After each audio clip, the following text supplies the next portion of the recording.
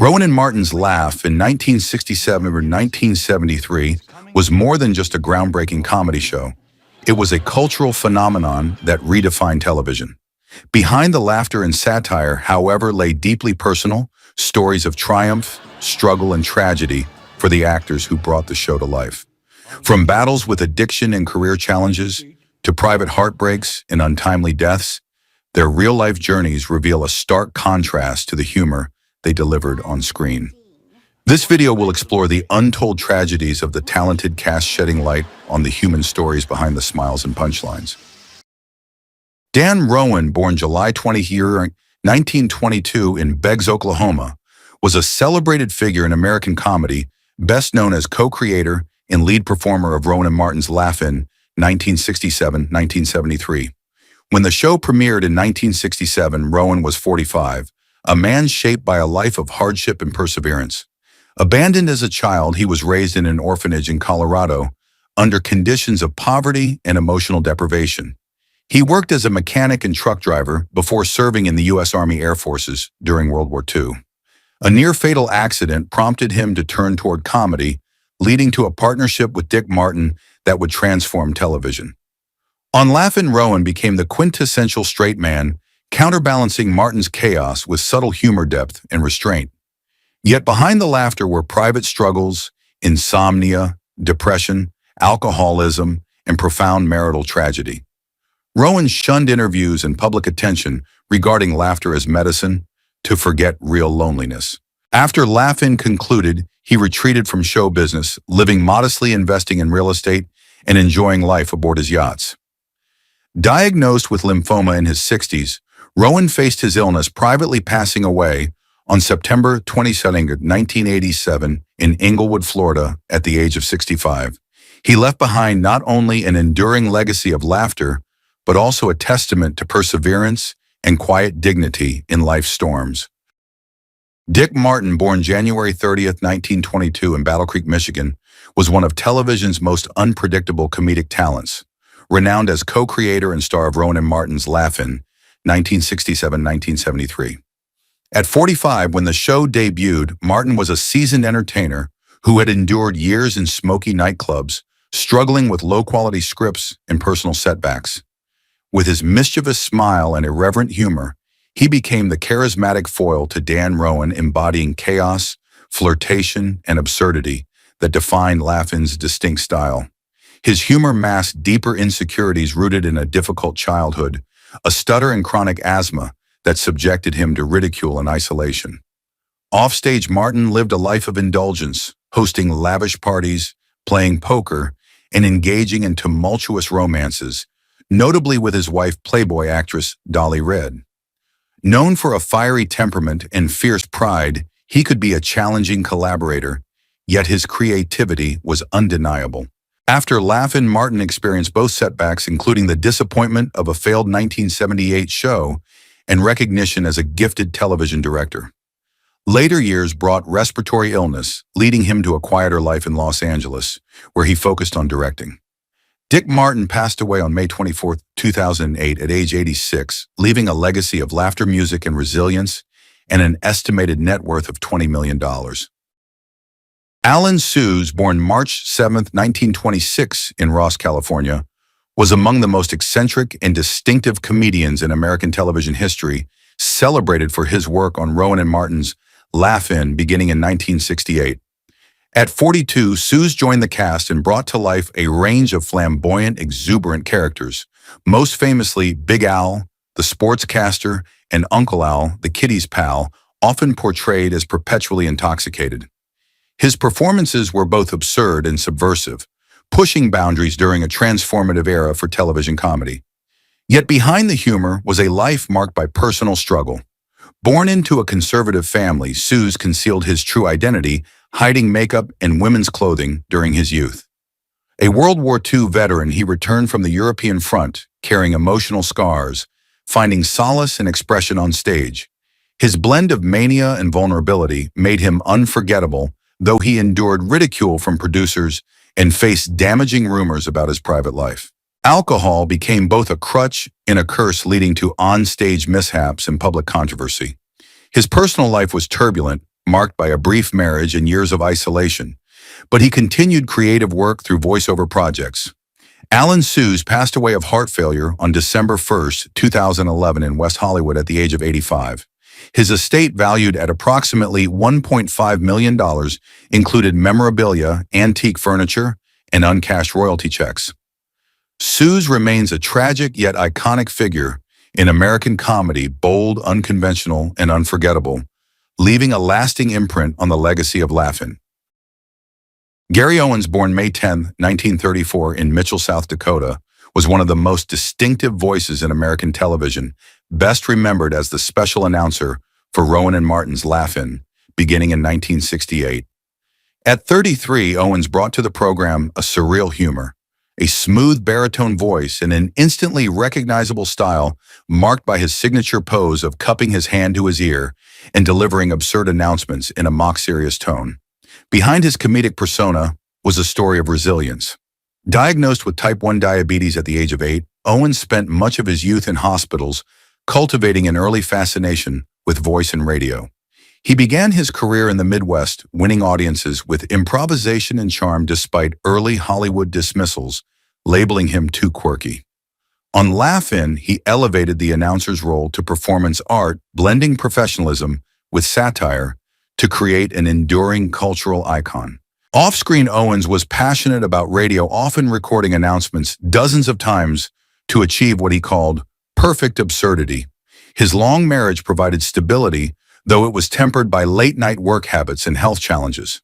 Even in later years, despite complications from diabetes, Owens remained active, attending fan events with warmth and wit. He passed away on February 12, 2015 in Los Angeles at age 80, leaving a legacy that included $4 million in royalties, a collection of vintage microphones, and iconic broadcast memorabilia. Gary Owens stands as a testament to the power of imagination and perseverance in the face of adversity. Arte Johnson, born January 20th, 1929 in Benton Harbor, Michigan, was one of television's most unforgettable comedic personalities, renowned for his work on Rowan and Martin's Laugh-In from its debut in 1967. At 38, Johnson brought to the show a mastery of surreal and incisive comedy, creating enduring characters such as Wolfgang, a paranoid German soldier who peered through bushes, muttering, "Very interesting," but stupid, a phrase that became a cultural hallmark of the 1960s. Johnson's comedy was rooted in controlled chaos, blending absurdity with sharp satire. Behind this humor lay a life marked by struggle. His childhood was defined by emotional abuse, ridicule from his father and his mother's depression. Bullied for his stutter, he came to view himself as a talking puppet, channeling these experiences into his art. In Hollywood, Johnson was known for perfectionism, often rewriting scripts and demanding retakes. His life also contained personal battles, compulsive gambling, financial troubles with the IRS, hypochondria, and a turbulent marriage to Gisela Kaufman. The cancellation of The Art Johnson Show was a deep blow, prompting him to withdraw from the spotlight. Johnson passed away on July 3rd, 2019 in Los Angeles at the age of 90, leaving an estate valued between $5 and $10 million, including rare artworks, a Beverly Hills apartment, and annotated scripts reflecting his meticulous craft. His laughter remains an enduring testament to a comedic genius shaped by his deepest fears and triumphs. Henry Gibson, born September 21st, 1935 in Philadelphia, brought a rare blend of wit and subtlety to American television as the poet on Rowan and Martin's Laugh-In, joining the cast in 1967 at age 32. With his gentle voice, deadpan delivery, and flower-in-hand monologues, Gibson offered audiences satirical reflections on politics, love, and hypocrisy, serving as a quiet intellectual counterpoint to the show's riotous chaos. Behind that gentle presence was a life shaped by struggle and solitude. Raised in a conservative Catholic family, Gibson endured ridicule for his slight build and effeminate manner, cultivating a rich inner world in response. His career faced setbacks before Laugh-In cemented his place in comedy history. Offstage, Gibson was both respected and misunderstood, with colleagues describing him as aloof, yet possessing a subtle charm. His personal life was marked by battles with alcoholism and private grief over the lack of recognition for his role in Nashville. Gibson later withdrew from Hollywood life, residing quietly in Malibu while continuing voiceover work. His long marriage, though enduring, was tempered by emotional distance, and he kept his cancer diagnosis private until his final weeks. Henry Gibson passed away on September 14, 2009 in Malibu at age 73, leaving an estate valued at approximately $4 million, comprised of royalties, voiceover contracts, and modest property. He remains a testament to the poetic depth of comedy and the enduring power of individuality.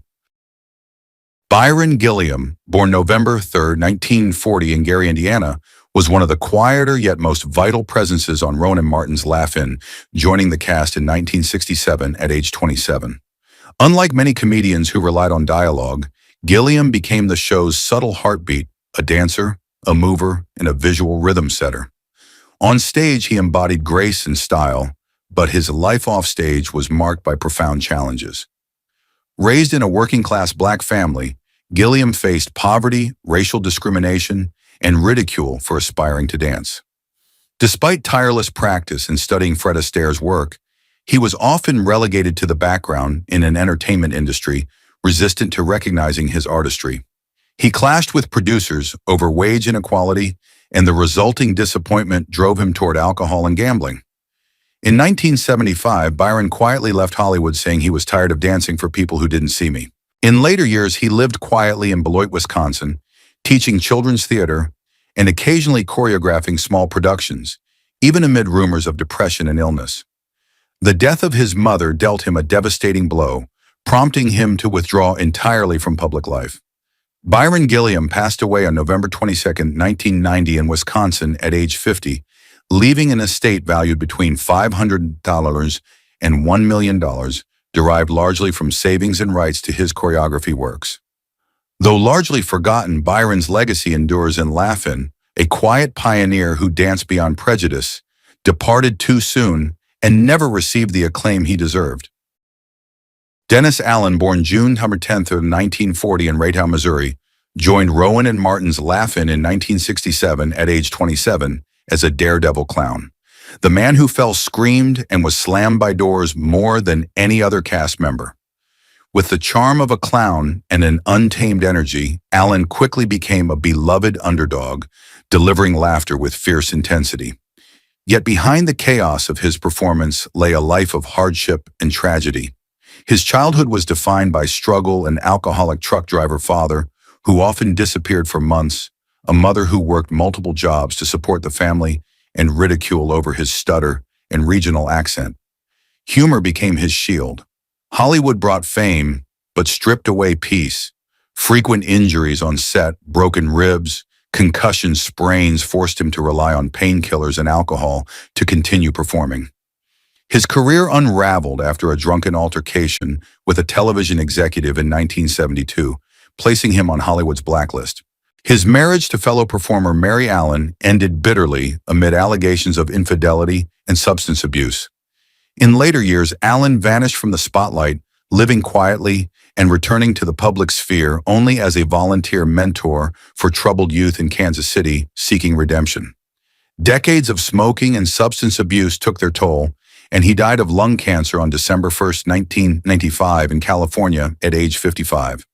His estate, valued between $500,000 and $1 million, reflected a career cut tragically short. Dennis Allen remains an enduring symbol of comedic brilliance, intertwined with personal struggle, a man who could make millions laugh but could not escape silence. Johnny Brown, born June 11, 1937 in St. Petersburg, Florida, joined Rowan and Martin's Laugh-In in 1970 at age 33, bringing a vibrant array of musical and comedic characters whose energy and expressiveness lit up the screen. His voice could mimic anyone, his timing was impeccable, and audiences adored his natural warmth. Yet behind the laughter lay a life of hardship and loss. Raised in poverty in Harlem, Brown endured racial discrimination and ridicule for his stutter flaws. He transformed into comedy as a form of self-defense. Before Sammy Davis Jr. helped open doors to television, Brown struggled in smoky New York jazz clubs, surviving on odd jobs and sometimes accepting drinks instead of wages. Hollywood often typecast him as the funny black sidekick, and the loss of a role on Sanford and Son haunted him for decades. Loyalty to Laugh-In cost him broader opportunities. Brown's temperament seldom displayed publicly, sometimes flared backstage. He openly challenged producers over racial stereotypes in scripts and once walked off set for 2 days in protest. In later years, he performed in small jazz venues, reflecting on a glory days that faded too quickly. Johnny Brown died on March 2, 2022 in Los Angeles at age 84 from cardiac arrest, leaving an estate valued at approximately $2 million, including modest property and lifetime royalties. His story remains a testament to both comedic brilliance and the enduring challenge of overcoming systemic barriers. Judy Carne, born April 27, 1939, in Northampton, England, was a defining presence of Rowan and Martin's Laugh-In, joining the cast in 1967 at age 28 as a sparkling English pixie who transformed the phrase "sock it to me" into a national catchphrase. On screen, she embodied mischief, boldness, and charm, frequently drenched, slapped, or tossed through trap doors to comedic effect. Yet behind the laughter lay a life marked by tragedy. Raised under the shadow of a domineering father and a cold mother, Carne sought refuge on stage, escaping loneliness and exploitation. Her early London success brought both acclaim and deep emotional scars. In Hollywood, she captivated audiences, including her first husband, Burt Reynolds, though their marriage lasted only 2 turbulent years, filled with arguments, jealousy, and allegations of abuse. Her career declined after Laugh-In as heroin addiction took hold, leading to arrests, imprisonment, and public scandal fueled by tabloid exposure. Her 1985 autobiography, Laughing on the Outside, Crying on the Inside, revealed same-sex relationships, drug-fueled parties with co-stars, and the emotional wounds left by an industry that both adored and discarded her. With health failing and her appearance prematurely aged, Carne withdrew to a quiet life in England, occasionally performing in small productions. She died on September 20, 2015 in Northampton at age 76 of pneumonia, leaving an estate valued at approximately $8 million, including royalties and memoir income. Judy Carne remains an emblem of Hollywood's glamorous tragedy of the 1960s, an English pixie who sacrificed everything for laughter only to be consumed by it. Ruth Buzzi, born July 24, 1936 in Westerly, Rhode Island, became an enduring comedy icon at age 31 when she joined Rowan and Martin's Laugh-In 1967. Her portrayal of Gladys Ormsby, a sharp-tongued, purse-swinging elderly woman, delivered both laughter and humanity, her impeccable timing earning the admiration of fellow performers. Yet behind her humor lay a life of hardship and isolation. Raised in rural poverty as the daughter of a stonemason, Buzzi endured ridicule for her distinctive voice and awkward appearance, seeking refuge in imagination, where she could be anyone but herself. Hollywood granted her fame, but her quirky characters became a double-edged sword, and despite being the only cast member to appear in every Laugh-In episode, she earned less than her male colleagues. Her deepest disappointment came in 1973, when her pilot variety show, The Ruth Buzzi Show, was canceled before airing, leading to years of hidden depression masked by constant laughter. Married to Kent Perkins since 1978, Buzzi found solace on a 600-acre Texas ranch caring for rescued animals. Later in life, she lived in seclusion following a car accident that caused chronic pain, devoting herself to charity work and art collecting, while Alzheimer's slowly diminished her sharpness. She passed away on May 1, 2025 at age 88, leaving an estate worth about $25 million, including classic cars, her ranch, and decades of royalties. Ruth Buzzi's legacy endures, humorous yet haunting, the laughter of a woman who concealed deep wounds behind every joke. Jo Ann Worley, born September 6, 1937 in Lowell, Indiana, joined Rowan and Martin's Laugh-In 1967 at age 30, instantly commanding attention with her explosive laughter, exaggerated expressions, and unapologetic eccentricity. On stage, she was a force of chaotic comedy, loud, wild, fearless, challenging expectations of women in her era. Off-stage, Worley's life was shaped by pain and resilience. Raised in poverty within a broken family marred by her father's alcoholism and her mother's mental struggles, Worley learned early to mask pain through performance.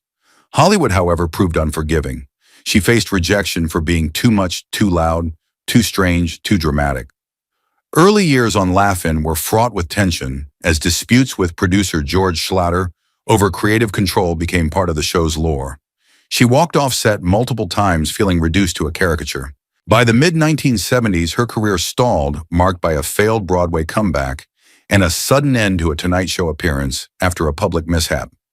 Her personal life was equally turbulent. A brief marriage to Roger Perry ended in discord, and she never remarried, admitting her need for independence cost her friendships. In the 1990s, following the loss of many friends to AIDS, she devoted herself to activism, becoming president of Actors and Others for Animals, while continuing to contend with loneliness and fading fame. At 88, Worley lived quietly in Los Angeles, surrounded by pets and memorabilia from her golden years with an estimated estate of $2 million. Her greatest legacy lies not in wealth, but in her defiant spirit, a woman who refused to shrink in a world demanding silence. Lily Tomlin, born September 1st, 1939 in Detroit, Michigan, joined Rowan and Martin's Laugh-In 1969 at age 30, transforming the show's humor into a sophisticated blend of intellect and subversion. With creations such as Ernestine, the cantankerous satirical telephone operator, and Edith Ann, the philosophical little girl perched on an oversized chair, Tomlin redefined female comedy and left a lasting imprint on audiences. Behind the stage lights lay a life marked by complexity and challenge. Raised in a working-class, deeply religious family, she concealed her individuality with relentless ambition, striving to escape poverty through wit and intellect. Her path was strewn with obstacles, from executives attempting to soften her feminist voice to declining a $500, $1,000 contract when asked to tone down the politics.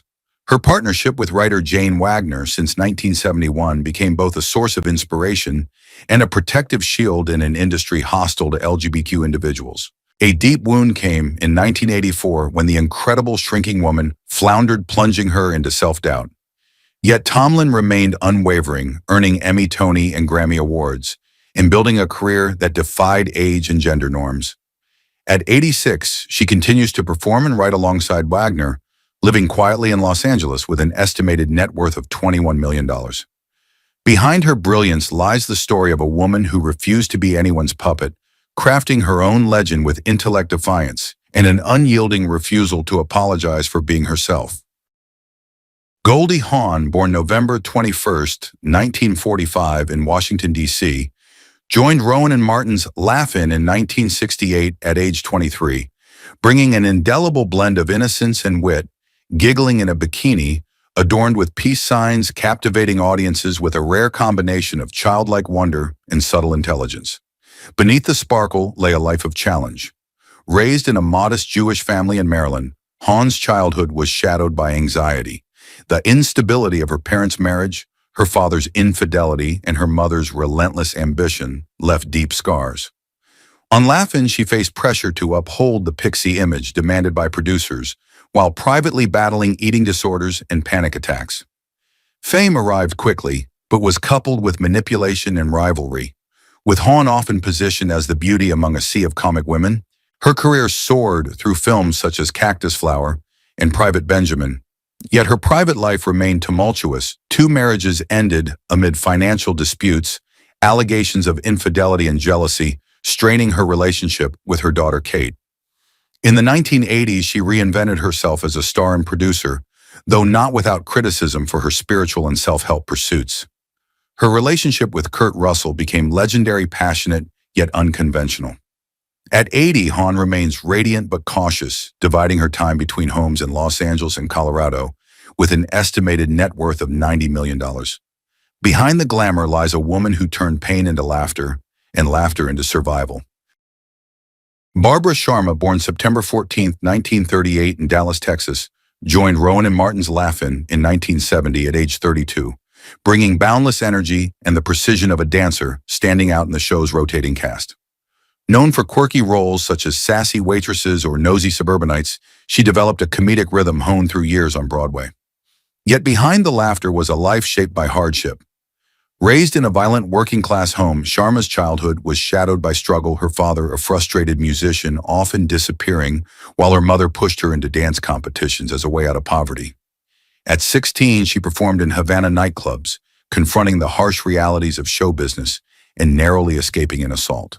Her first marriage to drummer Al Stewart, begun at age 17, ended in jealousy and divorce before she turned 21. Laugh-In became her chance at redemption, but her tenure there was brief. In 1973, after creative disagreements with producers, she was cut from the show, opening years of insecurity and resentment. A disastrous Las Vegas tour in 1978 closed the chapter on her mainstream career, and she retreated to stage work, choreography, and private life, keeping her struggles hidden. Later years brought financial difficulties and arthritis, leading her to become a teacher and mentor for young artists in California. At 87, she lives modestly, rarely appearing in public, with an estimated net worth of $1 to $2 million. Barbara Sharma's story remains a quiet testament to resilience, a woman who shone brightly under studio lights, yet carried untold secrets Hollywood never wanted revealed. Thank you for watching. If you enjoyed this content, please like the video, share it with others, and subscribe to our channel to stay updated on our upcoming videos.